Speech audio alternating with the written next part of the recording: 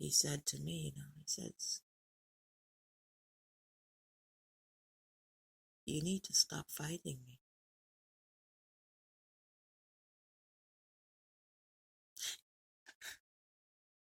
That very same day as I was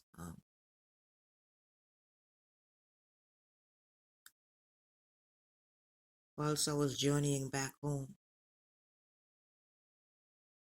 it seems to me that there's always a word, people I don't even know, it always happens, always says things, or I'm able to hear certain words in passing, but somehow it always has something to do with the situation and the circumstance that I'm going through at the very moment, Yeah, as I walked out the office, the headmaster's office that day, and I had my head down because I felt so defeated.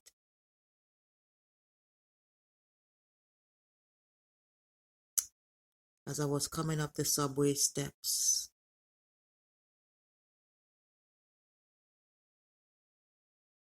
a guy in his fluorescent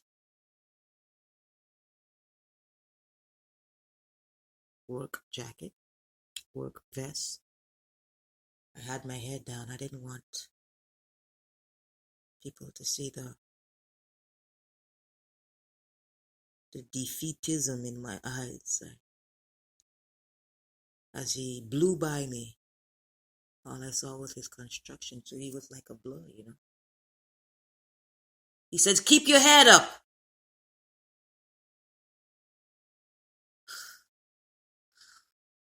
Oh, I knew right there and then it was one of the transit workers, a young man.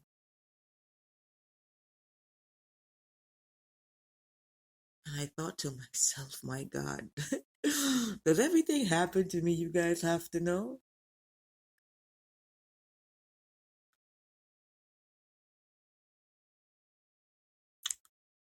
But his words instilled hope in me. They're everywhere, transit workers. I always think to myself, I said, can I not escape any of you? I mean, you don't know. They're everywhere. Even when they don't have on their uniform or their work clothes. You could literally be sitting next to one of them and you wouldn't even know it. In the store with one of them and you wouldn't even know. You know what I call them? I call them God's little worker bees, because if you're not from New York City, you wouldn't understand. But without those worker bees, without those transit workers, the city would grind to an alarmingly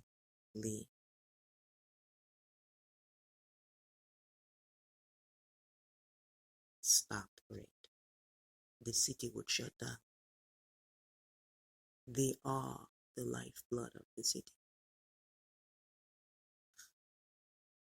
So as that transit worker passed,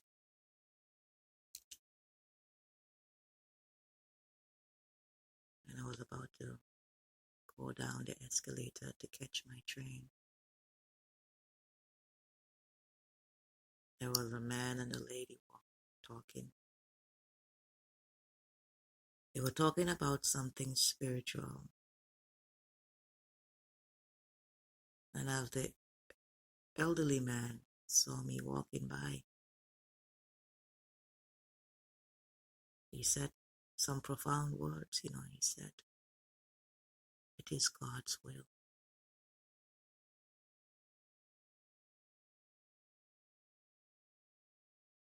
I bowed my head even lower.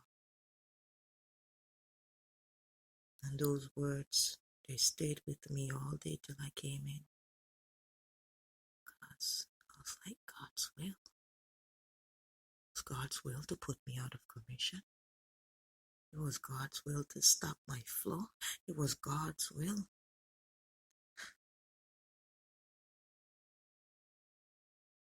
I began to understand that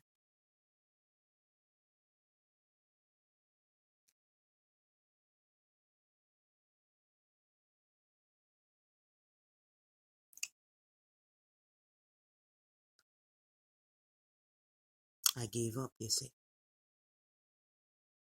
That very day I gave up.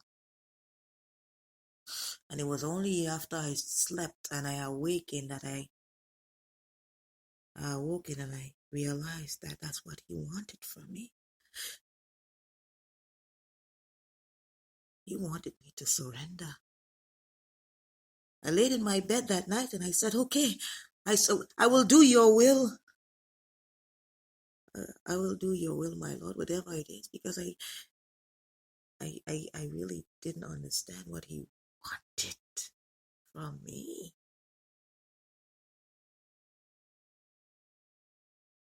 You know?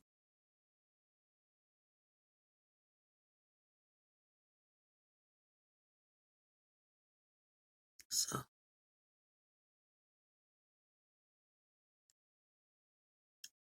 I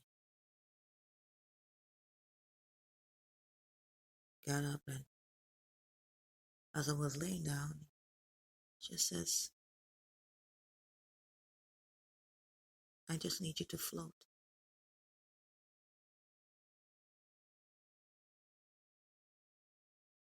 Do you know how scary that is? Do you know what it means to float?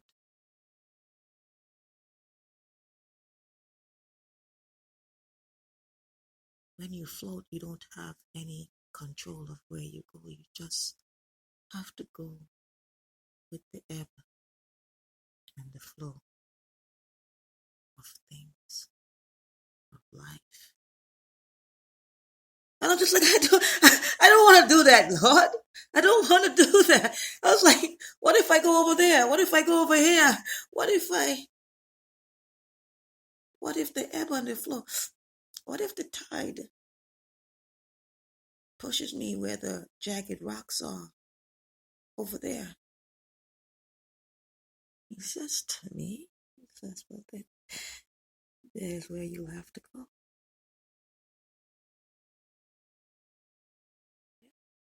He says, that's where you'll have to go. He says, you just have to trust me.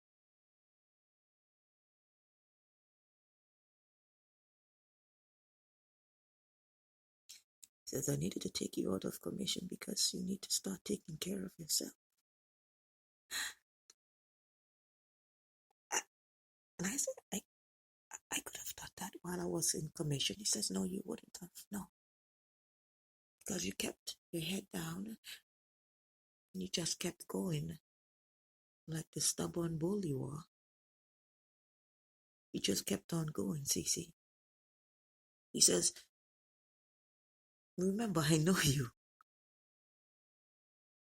He says, I know you. He says, you would have just kept on going and going and going and going.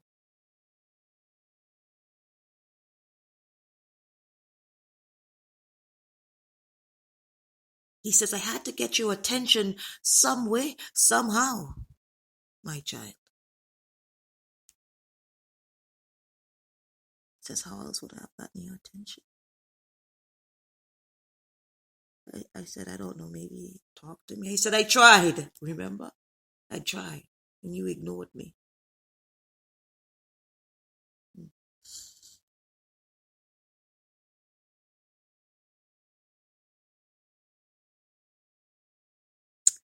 And I began to think about how many of us ignore God. Do you know, by neglecting yourself, putting your health on the back burner,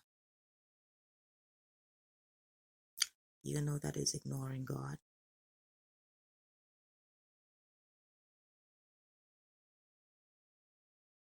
If you call your body the temple of God and you don't take care of it, does it not mean that you're not taking care of what God gave you of God? You're not paying heed to Him? See, I started to reflect a lot. When you have time, because in this life, this world, it requires so much of you, so much so that you start to neglect the very things that are most dear to you. Your spouse,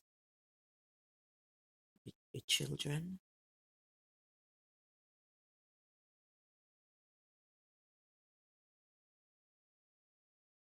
yourself. Because that's all we do. We just go. We gotta do this. We gotta do that. We're always in a hurry.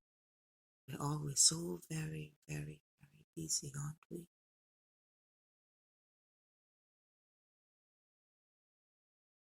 We never just stop.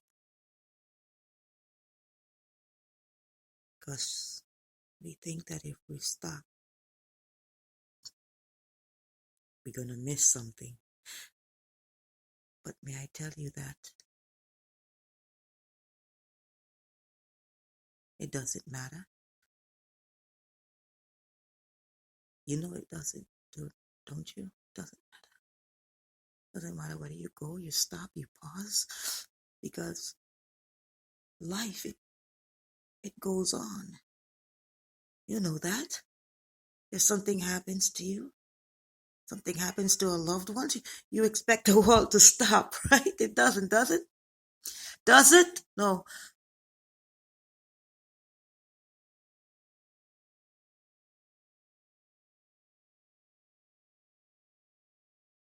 The night falls and the sun rises again. Like nothing happens. Like nothing happened. Because you just expect that whatever happened to you, you expect the world to end. The world doesn't end. Maybe yours as you know it, but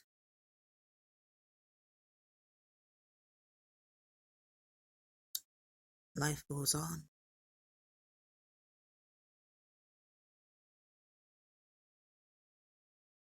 It drags on. It hurries on. It just goes on, on and on and on and on. And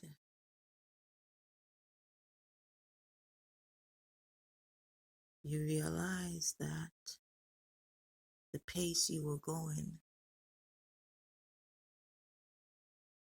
instead of you thought you were trying to keep up with life, but all you were really doing was letting life pass you by. Because you never stopped long enough to enjoy it. You're so busy wanting to get stuff, things.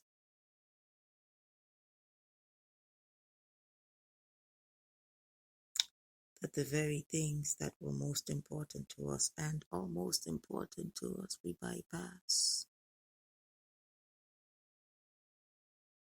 Which is the love of our loved ones, right? Spending time with people that we care about, but for the most part, just spending time with ourselves, You don't realize how much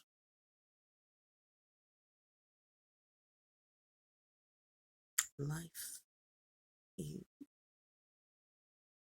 you've been missing until you stop.